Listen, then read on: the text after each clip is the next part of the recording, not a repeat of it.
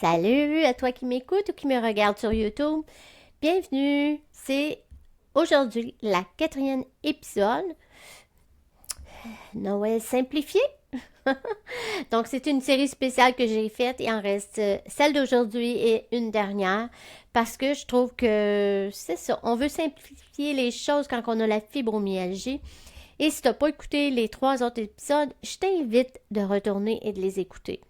Je crois pas que c'est nécessaire de toutes les écouter pour comprendre, mais chaque épisode a vraiment un élément précis à lequel je veux vous aider à travailler si c'est votre cas. Donc aujourd'hui, dans cet épisode, on va parler de transformer la solitude en douceur. On sait, hein, Noël avec la fibromyalgie, c'est spécial, puis il y a plein d'aspects qui rentrent, qui vont venir influencer nos douleurs. Et la solitude, c'est quelque chose à explorer, mais c'est un sujet tellement délicat, mais important. Donc, la solitude pendant les fêtes, c'est une réalité pour des gens. Pour beaucoup, je dirais que même Noël, c'est synonyme de rassemblement, de famille, d'amis, dans le fond, des gens, hein, ensemble. Mais pour d'autres, c'est synonyme d'une période où est-ce que c'est la solitude, c'est intense pour les gens, ils se sentent vraiment seuls. Et puis ça fait que ça peut être un mauvais sentiment. On peut le percevoir comme ça ou on peut nous le faire percevoir comme ça si c'est des gens qui n'ont pas des bonnes intentions. Donc que ce soit un choix ou que ce soit par les circonstances de votre vie, c'est quand même possible de choisir de vivre un Noël plus calme, solo ou avec des gens. Et ça peut être aussi un défi. Donc, c'est pour ça que je veux en parler. Vous savez, je suis la personne qui aime parler des vraies affaires. Je déteste qu'on nomme pas les choses, surtout quand on parle de gens atteints de fibromyalgie, parce que c'est toutes ces choses-là qu'on nomme pas qui viennent aggraver ou amplifier nos symptômes. Mais, tu sais, ces occasions-là, c'est pour ça que ça s'appelle Fibromyalgie autrement, mon podcast, parce que toutes ces occasions-là, pour moi, sont des occasions uniques de se reconnecter à soi-même et de faire des transformations avec ces moments-là qui sont parfois difficiles, mais de les faire en douceur pour amener un nouveau sentiment, une nouvelle vision et possiblement des changements qui vont se suivre forcément avec le corps et comment il va vivre ça. Donc, j'aimerais ça, le premier point que je veux qu'on soulève ensemble, c'est vraiment normaliser le sentiment de solitude, OK? Parce que, ouais, quand tu te sens seul, tu te sens seul. Mais sache que tu n'es pas la seule. Il y a beaucoup de monde dans, au niveau international, dans la terre entière. Il y a beaucoup de monde que pour eux, ils se sentent seuls aussi. Peut-être pour des raisons différentes. Mais ce qui est le plus important, c'est de comprendre, c'est que c'est pas un échec d'être seul. Ça veut pas dire que tu n'as pas fait les choses comme il faut ou que tu n'es pas à bonne place ou que ça diminue ta vie en quelque chose que moindre valeur. Là.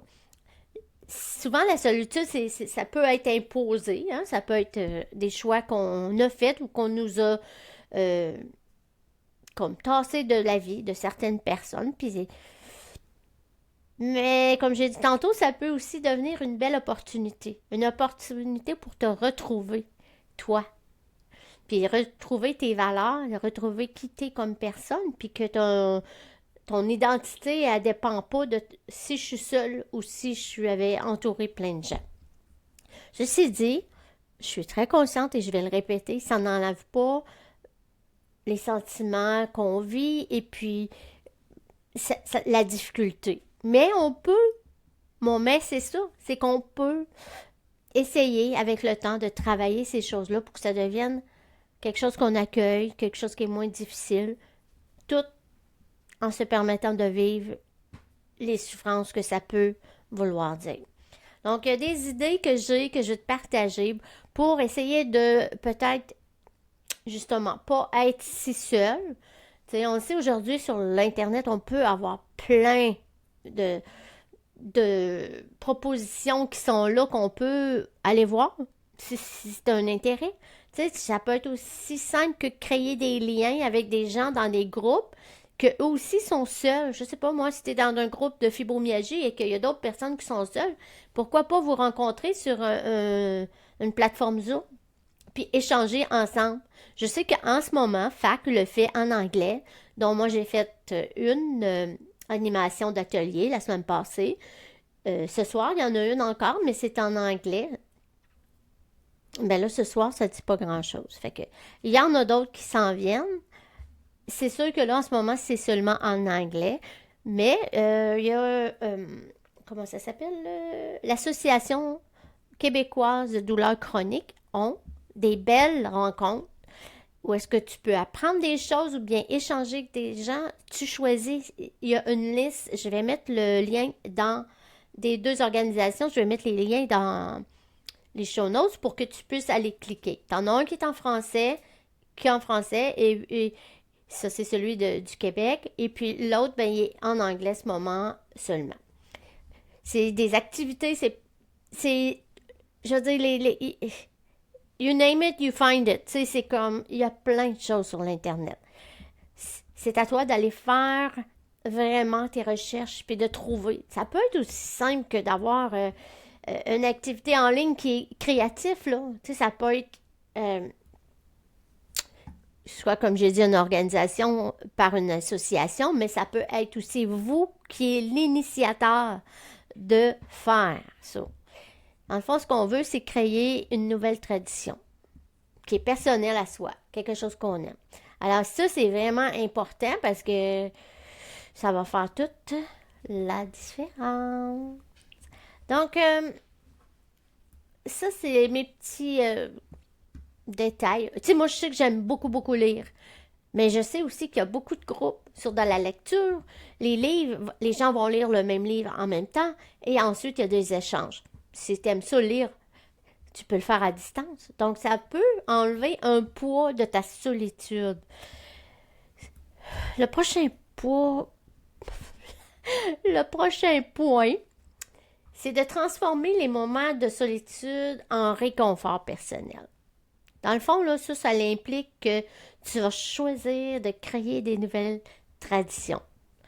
Tu vas faire des rituels qui vont devenir à la longue une tradition pour toi.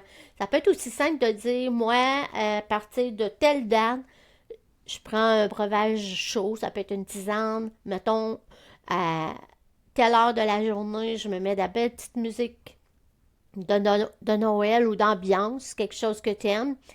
Puis je veux simplement allumer une petite chandelle, puis écrire, ou juste méditer, ou juste être assis puis relaxer. À toi de voir ce qui te convient.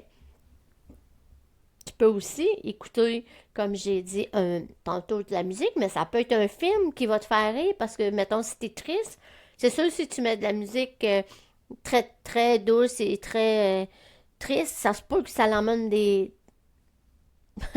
plus de souffrance ou pleurer. Puis c'est correct aussi, hein, de se permettre ça. C'est correct. Des fois, c'est nécessaire.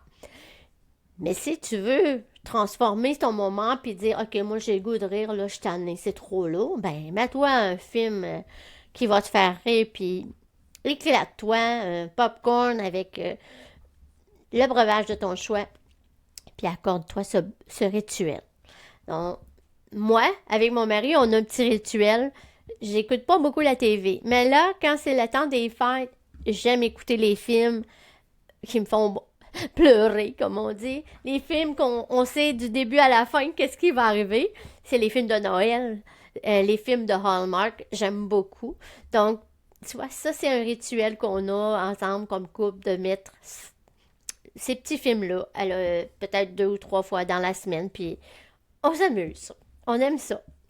C'est comme une petite lueur d'espoir, de joie, tu sais. Même si on connaît déjà tout ce qui va arriver, parce que c'est comme tellement prévisible, c'est ce qu'on aime faire.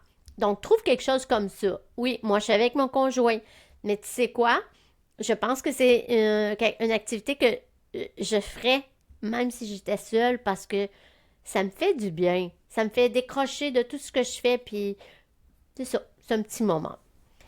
Tu peux essayer de faire une activité physique dans le sens avec tes mains, tu sais, tricoter si c'est ta passion, te faire un beau cadeau de Noël pour toi. Hein?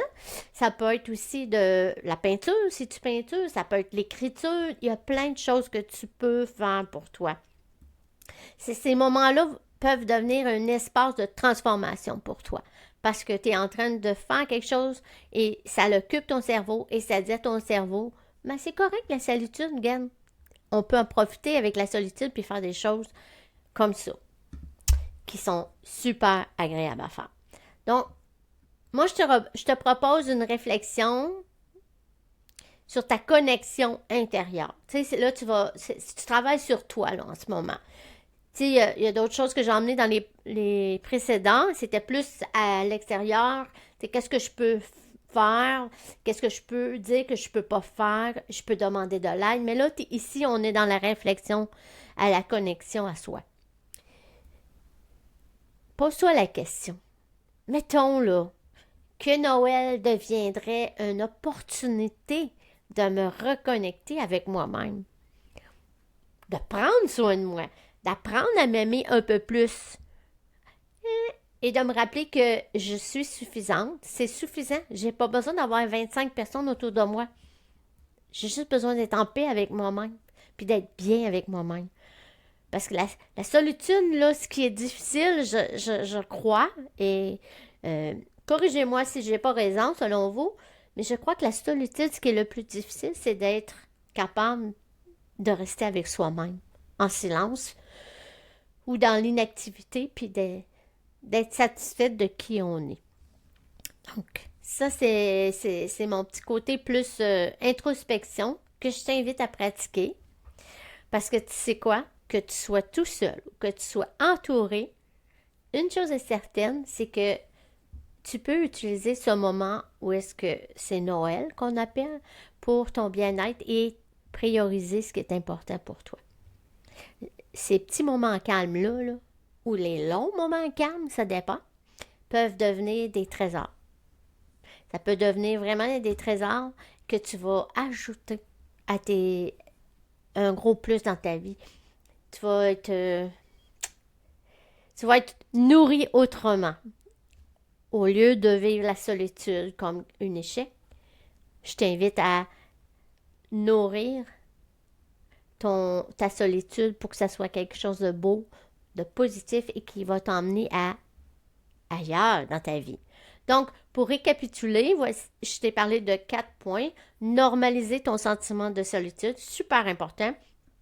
Je t'ai offert des idées pour aller créer des liens, même à distance. Si tu as quelqu'un de proche, tant mieux. Mais si tu n'as pas, c'est pas une excuse, tu peux aller. L'Internet est plein de possibilités. Puis tu peux transformer ces moments-là en réconfort personnel. Et la dernière, je t'ai proposé une réflexion pour ta connexion avec toi-même. Donc, ça complète la 3e épisode. Et dans le prochain épisode qu'on va parler, c'est, qu'est-ce qui se passe là? On va parler comment récupérer après les fêtes parce que des fois, il se passe des choses et on veut savoir comment bien commencer la nouvelle année, tout en douceur, mais en force. Donc, je te dis à bientôt et prends soin de toi. Et si tu n'es pas abonné à mon infolette, je t'invite à le faire.